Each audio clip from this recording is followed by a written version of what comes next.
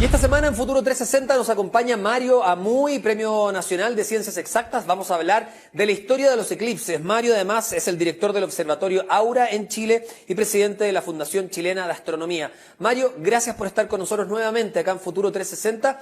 Y la primera pregunta que tengo que hacerte es si es que se tiene registro de cuál fue el primer eclipse en nuestra historia.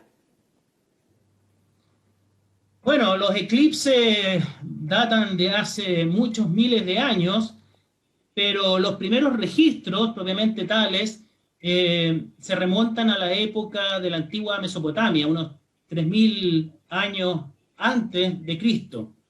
Allí los habitantes de Babilonia fueron los primeros en observar los eclipses y dejar registros escritos en tablillas de greda. Y ahí es el momento en que nace nuestra civilización, como la historia de nuestra civilización, junto con la escritura.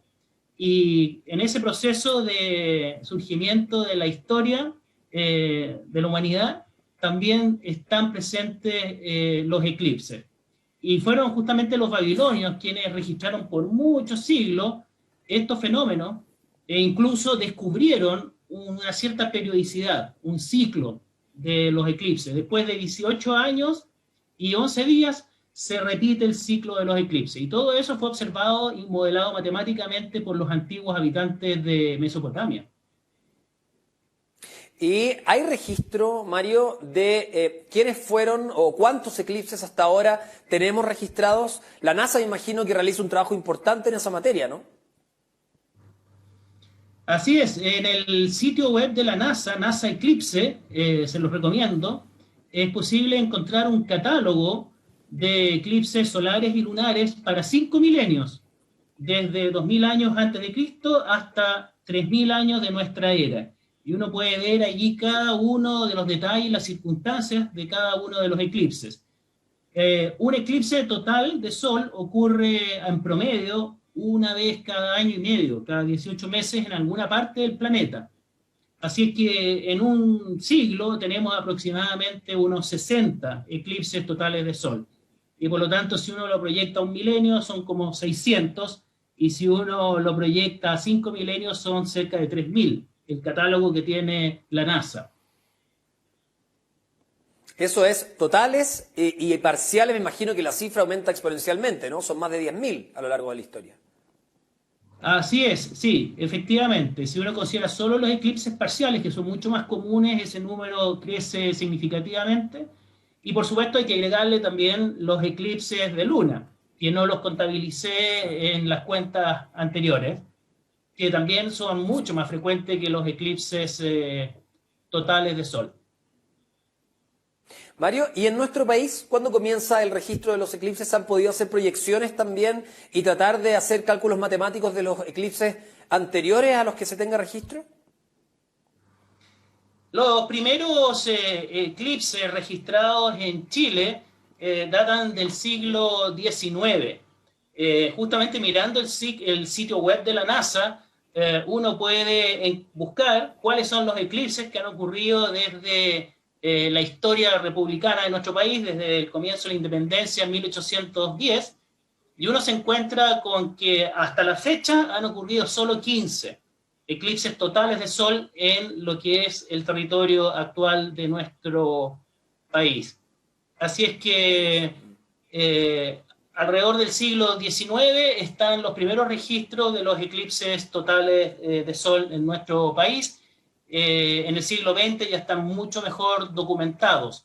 Y en ese sentido, a quienes estén interesados en saber cada uno de estos eventos y cómo fueron registrados por los medios de comunicación de nuestro país, les invito a leer este libro, El Sol Negro, que lo escribí el año pasado para esta temporada de eclipses, para quienes quieran leer más sobre la historia de los eclipses en nuestro país y en el mundo.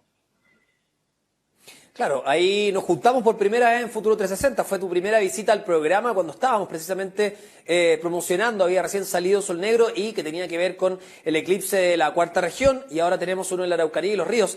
A propósito de eso, Mario, ¿cuál es el lugar de Chile que ha tenido más eclipses solares? ¿Es Coquimbo efectivamente?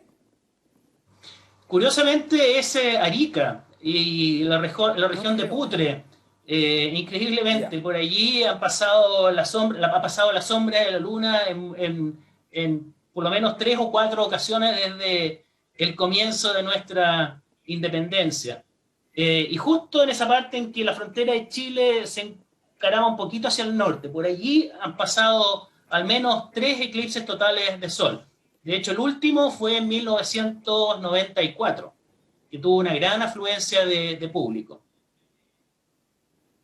Y respecto a los eclipses que hemos tenido en el territorio nacional, ¿hay alguno particularmente espectacular que te gustaría destacar? Estuve revisando solo algunos y se habla mucho acerca de uno en el año 58 que habría durado 106 segundos aquí en la región metropolitana.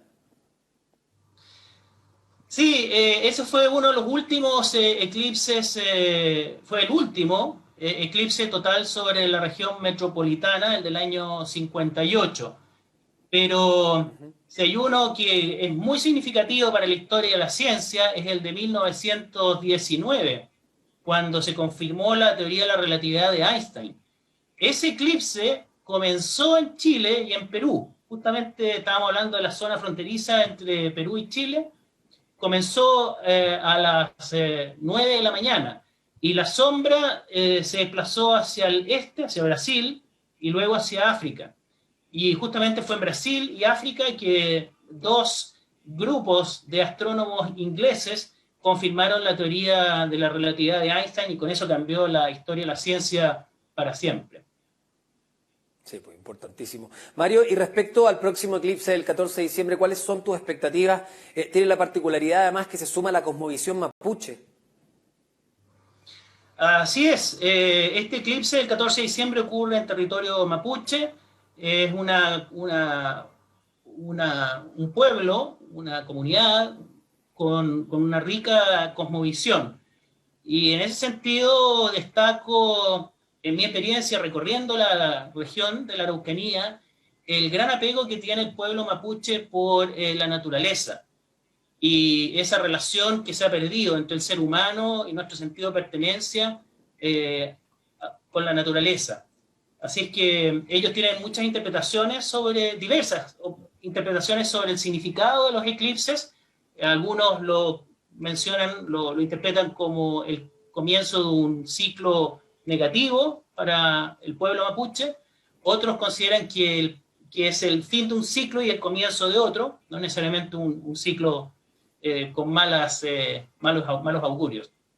Así es que hay una diversidad de interpretaciones, y muy importantemente el denominador común que yo pude aprender en mi recorrido por la región de la Araucanía es que ellos tienen un tremendo apego y respeto por la naturaleza. Mario, y respecto a los temas más prácticos, ¿en qué se debe diferenciar este eclipse del que tuvimos el año pasado? Algunos hablan también de la calidad visual que podamos tener en el sur del país. Puede ser complejo si es que el día está nublado, por ejemplo. ¿Cómo lo ves tú? Bueno, respecto a las condiciones meteorológicas, según el sitio web del Ministerio de Energía, que ha medido sistemáticamente la radiación solar en todo el país, y eso permite llevar una historia meteorológica de cada localidad de nuestro país, hay entre un 60 y un 70% de probabilidades de que esté despejado en la región de la Araucanía el 14 de diciembre a la 1 de la tarde. Varía un poco de localidad a localidad, pero es bastante estable. Eso sí, por supuesto, es un factor que no podemos controlar, agrega una cierta incertidumbre, pero hay que ser optimistas porque las estadísticas favorecen de que el cielo, esté despejado a esa hora. Y lo otro, a diferencia importante con respecto al eclipse del norte el año pasado, es la duración. El año pasado fueron 2 minutos y medio, este año, si uno está en el eje central del eclipse, 2 minutos 10 segundos. Lugares como Teodoro Schmidt, como Gordea, Pucón, Villarrica, van a tener una duración de 2 minutos 10 segundos.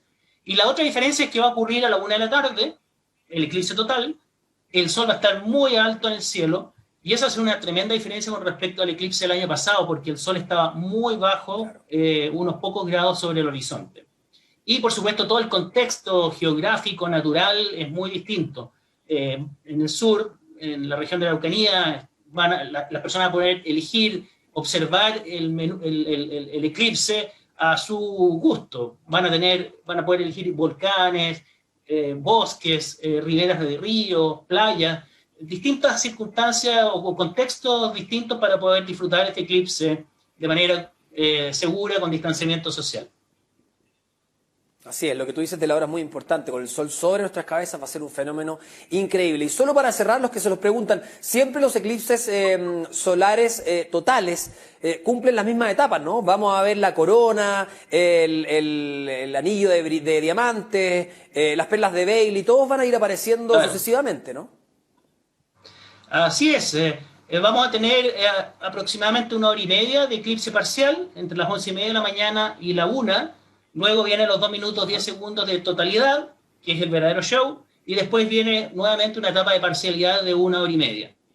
Y durante la totalidad se van a ver las famosas perlas de Bailey, se va a ver la corona del sol rodeando el sol negro, y se va a ver el anillo de diamantes, además de 4 planetas que están muy cerca del sol en esta época del año, que es Venus, Mercurio, Júpiter y Saturno. Así es que van a tener muchas cosas para ver, el cielo crepuscular, y a quienes quieran elegir un lugar especial para ir a disfrutar de este eclipse, les recomiendo el informe que elaboramos desde la Fundación Chilena de Astronomía, que está publicado en nuestro sitio web www.fuchas.cl, y ahí estamos describiendo las distintas virtudes de cada una de las localidades para que uno pueda elegir cómo disfrutar de la mejor manera de este eclipse, que es el último en 28 años, el último en territorio nacional. Bueno, les volvemos a recomendar el libro de Mario Sol Negro. Mario, como siempre, un gusto hablar contigo. Gracias por tu tiempo y por conversar con nosotros acerca de este y la historia de otros eclipses también. Que esté muy bien. Muchas gracias. Y quienes quieran encontrarse con el libro, nos pueden ir a nuestro sitio web www.fuchas.cl. Muchas gracias, Humberto. Muchas gracias.